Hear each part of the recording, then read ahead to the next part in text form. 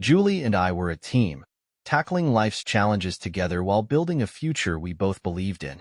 For years, things had been stable, ordinary, even, but stability had never felt like a bad thing. That was until Julie began to hint that she was restless, craving something more in her daily routine. Our days revolved around Henry, our energetic 2-year-old who was equal parts exhausting and a joy to be around. Julie had embraced motherhood wholeheartedly, but I could see that the monotony of staying home with a toddler every day had begun to wear on her.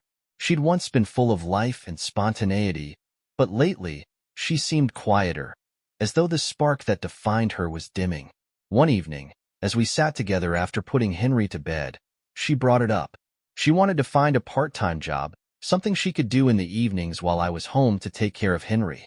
She said it wasn't just about the money, though we could certainly use the extra income, but about reconnecting with herself. She missed being out in the world, talking to people, and feeling like more than just a mom. I supported her idea completely. Julie had always been great with people, and I knew how much she thrived in social settings. A part-time job seemed like the perfect solution, a way for her to regain some independence while still prioritizing our family. A few days later, she told me she'd found something. A local bar was hiring for evening shifts, and the hours were perfect. She'd leave after dinner and be back home before I had to leave for work the next morning.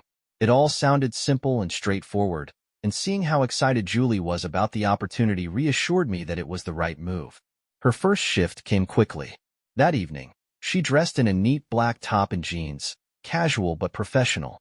She kissed Henry goodnight, promised not to be gone too long, and left with a smile that I hadn't seen in months.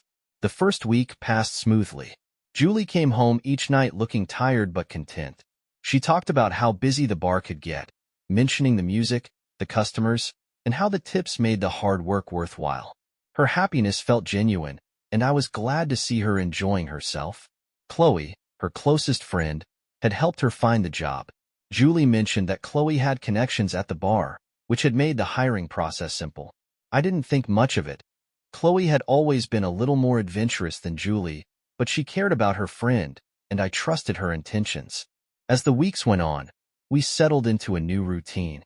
I'd come home from work, spend time with Henry, and get him ready for bed while Julie prepared for her shifts.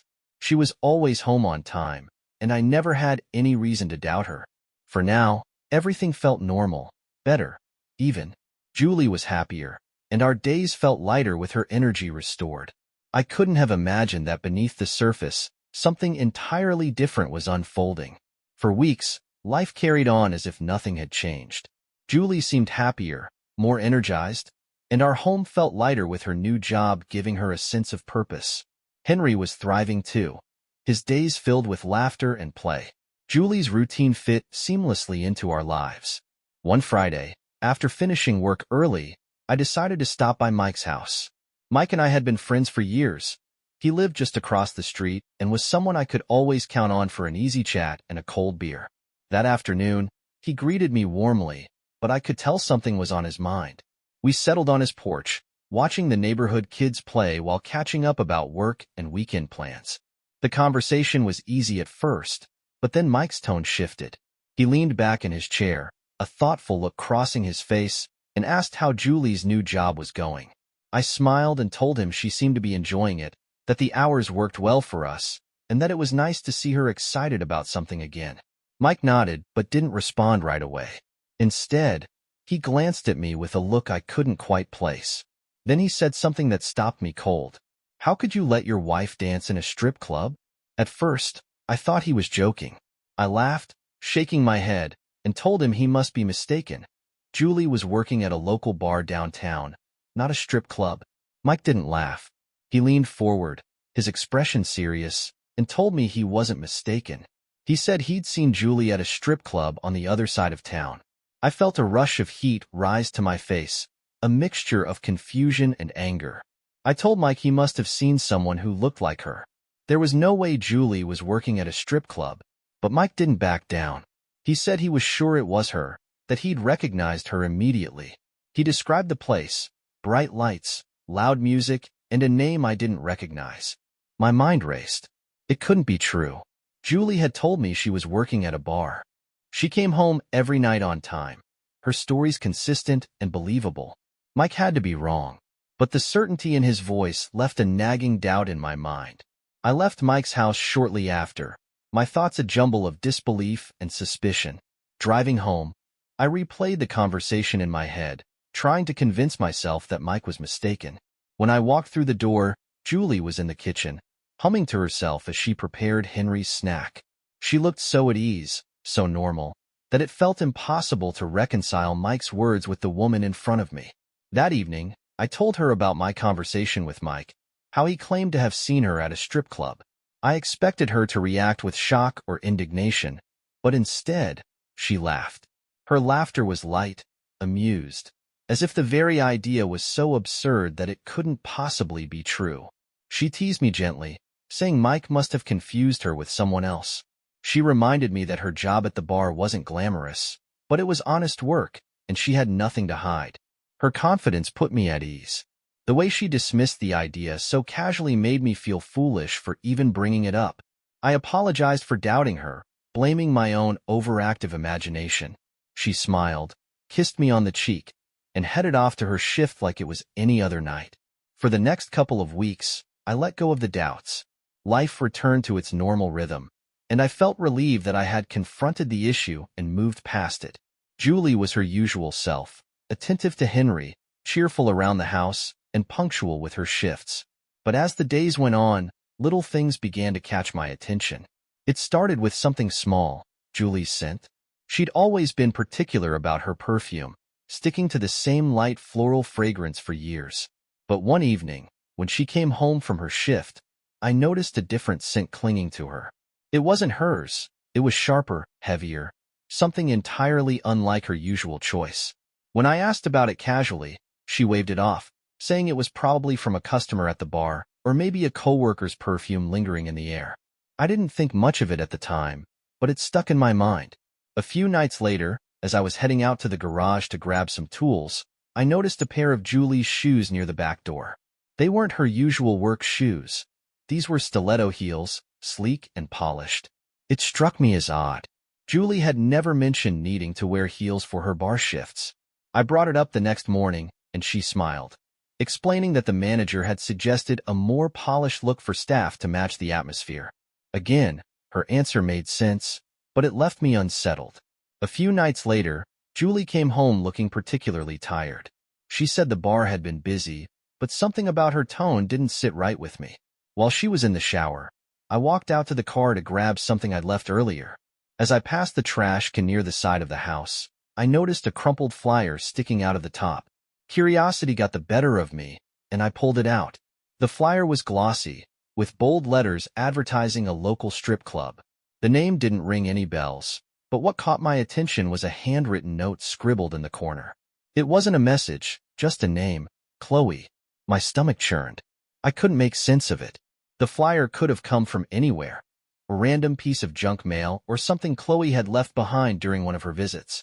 But it didn't explain why it was in our trash. And the timing, combined with everything else, was enough to reignite my doubts. I didn't say anything to Julie that night. I wasn't ready to confront her again without more clarity, but the unease was impossible to ignore. Little pieces of the puzzle were starting to come together, but the full picture was still just out of reach. I told myself I could be wrong, that I needed to trust her. But deep down, I knew that trust alone wouldn't be enough anymore. Something wasn't right, and it was only a matter of time before the truth revealed itself. The thought of what Mike had said lingered in my mind like a splinter I couldn't remove. I needed answers, real, undeniable proof one way or the other. That evening, after Julie left for her shift, I went straight to Mike's house. When he opened the door, I wasted no time. I told him I needed him to show me what he'd seen and where he'd seen it. Mike hesitated, clearly uneasy, but eventually, he agreed. He grabbed his keys, and within minutes, we were on the road. We drove across town, far from the neighborhood Julie had said her bar was in. The area was unfamiliar to me, dimly lit streets and neon signs that advertised clubs, liquor stores, and 24-hour diners. Finally, Mike pointed to a building glowing with neon pink and purple lights. Mike asked if I was sure I wanted to go inside. I nodded, My jaw clenched. I needed to see for myself. The interior was exactly what you'd expect. Dim lighting, pulsing music, and a haze of smoke hanging in the air. On the stage, girls danced under the glare of colored spotlights, their movements choreographed and confident. Men sat at small tables, drinks in hand, their eyes fixed on the performers. My stomach churned as I scanned the room, but there was no sign of Julie. Relief began to seep into my thoughts. Maybe Mike had been wrong. Maybe it really was just a misunderstanding. Mike and I sat at a table near the back, ordering a couple of beers. I sipped mine slowly, letting the cold liquid calm my nerves. For the first time in weeks, I felt like I could breathe again. Then I saw her. Julie stepped out from a door marked private rooms, wearing nothing but black lace lingerie and a pair of towering heels. My breath caught in my throat. Time seemed to slow as I watched her walk toward the bar, her face lit with the faintest of smiles. She hadn't seen me yet. Mike froze beside me, his expression a mixture of shock and guilt. My blood boiled as I shot to my feet. I didn't think, I acted. Striding across the room, I felt the heat of a dozen pairs of eyes on me, but I didn't care. "Julie," I said, my voice low and hard as I approached her. She turned, her eyes widening in disbelief when she saw me. Her face paled, and for a moment, she was frozen, caught between shock and panic. "What the hell is this?" I demanded. Julie stammered, trying to find words, but I wasn't interested in excuses. I didn't care who was watching or listening. I glanced around, taking in the bartenders, bouncers, and other dancers who had stopped to watch the unfolding scene. I didn't care about them either. "You lied to me," I said, my voice shaking with anger. "Every night. You lied to my face, and this is where you've been?" Julie tried to pull me aside, to move the confrontation somewhere less public, but I refused. I wasn't about to make this easier for her.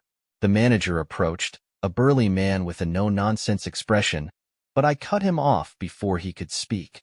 "You knew she had a family at home, didn't you?" I asked him. He opened his mouth to respond, but I didn't wait for an answer. I turned back to Julie, my voice trembling with rage. "Is this what you wanted? This is what you thought was worth destroying our family for?" Her lips quivered, but no words came. I didn't wait for her to explain. I walked out, my mind a whirlwind of fury and disbelief. Mike followed close behind, his silence speaking volumes.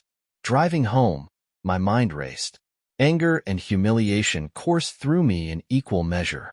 Every image of Julie in that club, every lie she'd told, played on a loop in my mind.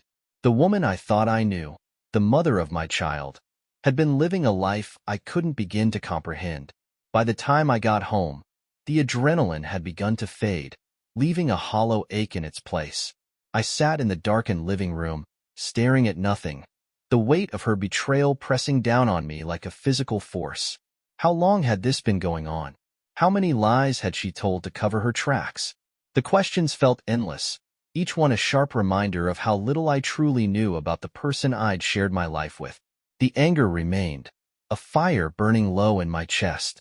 But beneath it, a deeper pain began to take shape, the realization that the trust we'd built, the life we'd created, had been shattered. And I wasn't sure it could ever be put back together again. Julie came home not long after, the jingle of her keys in the lock making my pulse quicken. She stepped inside hesitantly, her movements cautious as if bracing for what she knew was coming.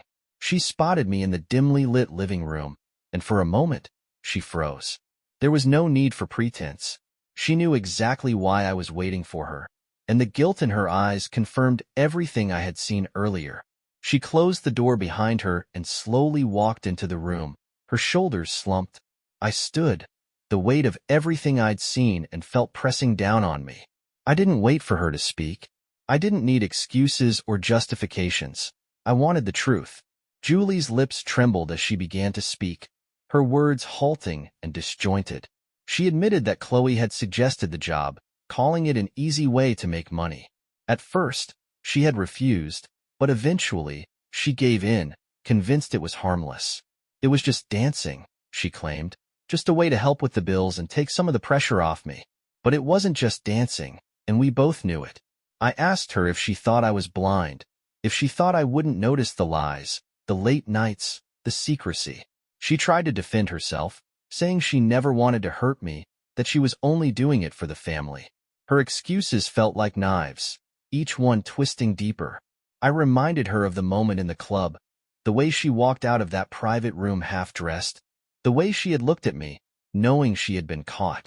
There was no room for her to deny it, no way to explain it away. Julie's tears started then, streaming down her face as she begged me to understand. She said she had felt trapped, that life had become monotonous, and she had wanted something for herself. She insisted it didn't mean anything, that she still loved me, but her words felt hollow. I let her speak, my silence heavy and unyielding. When she finished, I asked her one question. Why?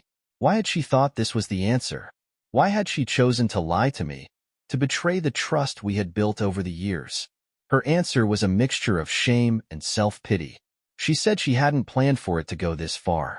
She tried to paint herself as a victim, trapped by her own decisions, but I wasn't buying it. I stood, pacing the room, my anger barely contained. I told her that no matter what her reasons were, nothing could excuse what she had done. Julie sobbed, pleading with me to give her another chance. She swore she would quit, that she would do whatever it took to fix things. But I couldn't even look at her. Her words were meaningless now, drowned out by the image of her in that club, surrounded by strangers, selling pieces of herself that were supposed to belong to us. I told her I needed time to think, to figure out what came next. I left her sitting in the living room, her face buried in her hands.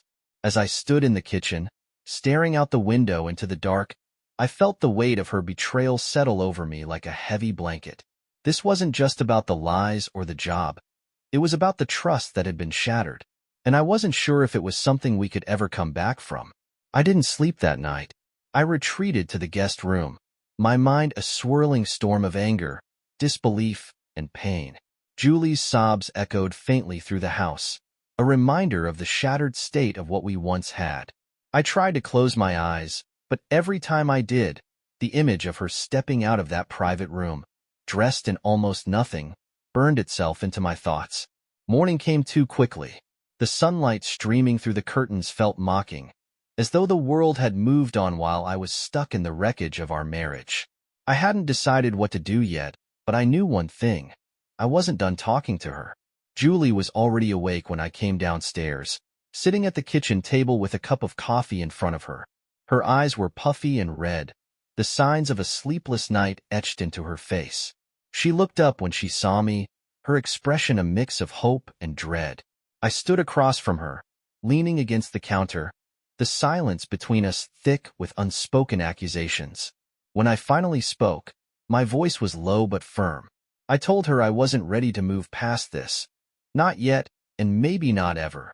I needed answers, real ones, not the half-baked excuses she had given me the night before. Julie nodded, her hands trembling slightly as she gripped the coffee mug. She said she was ready to talk, to tell me everything. I started with the simplest question, one that had been gnawing at me since the moment I saw her at the strip club. How long? She hesitated, her gaze dropping to the table. Finally, she admitted it had been months.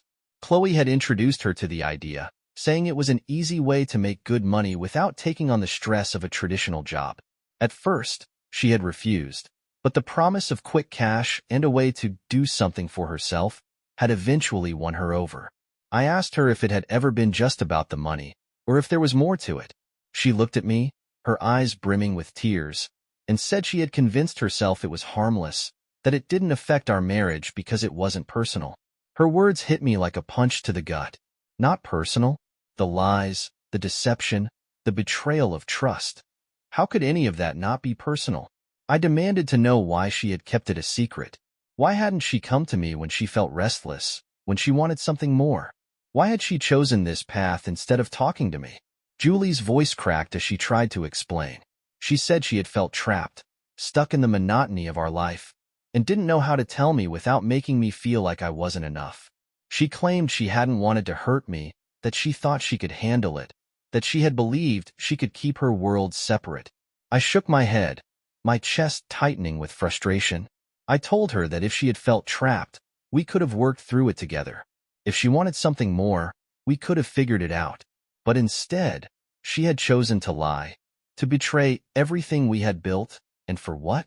Her tears flowed freely now, but I didn't feel any sympathy.